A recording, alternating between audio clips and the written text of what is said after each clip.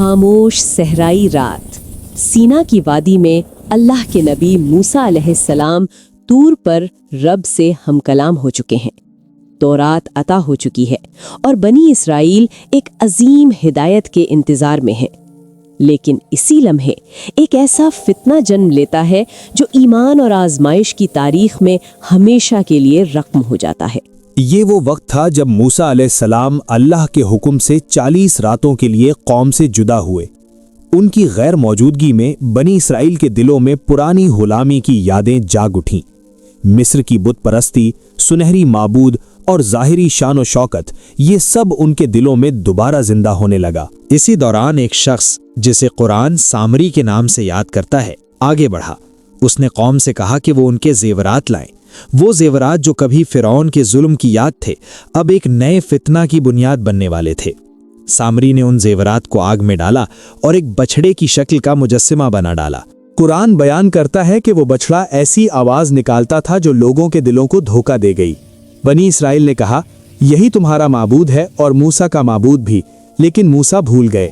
ہارون علیہ السلام جو موسیٰ علیہ السلام کے بھائی اور نبی تھے، قوم کو روکتے رہے۔ انہوں نے کہا، اے میری قوم، تم تو آزمائش میں ڈالے جا چکے ہو۔ تمہارا رب تو رحمان ہے، میری پیروی کرو اور میرے حکم کی اطاعت کرو۔ لیکن اکثریت نے انکار کر دیا۔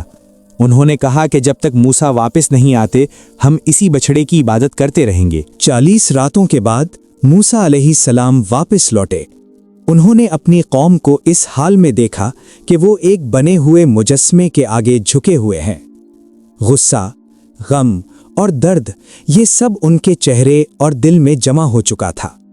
قرآن بیان کرتا ہے کہ موسیٰ علیہ السلام نے تختیاں زمین پر رکھ دیں اور اپنے بھاری کا دامن پکڑ لیا۔ ہارون علیہ السلام نے فوراً وضاحت کی کہ قوم نے نافرمانی کی اور وہ انہیں روکنے میں ناکام رہے۔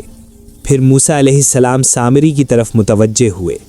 اللہ کے حکم سے سامری کو دنیا میں ذلت کی سزا دی گئی اور اس کے بنائے ہوئے بچھڑے کو جلا کر راکھ کر دیا گیا اور اس کی راکھ کو سمندر میں بہا دیا گیا، تاکہ ہمیشہ کے لیے واضح ہو جائے کہ باطل معبود کبھی باقی نہیں رہتے۔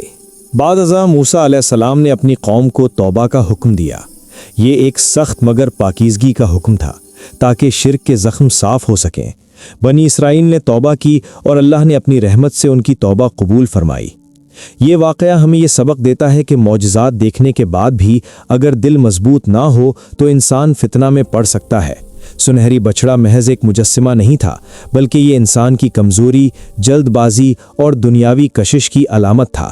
یہ بنی اسرائیل کا امتحان تھا اور یہ ہر دور کے انسان کے لیے ایک دائمی پیغام ہے۔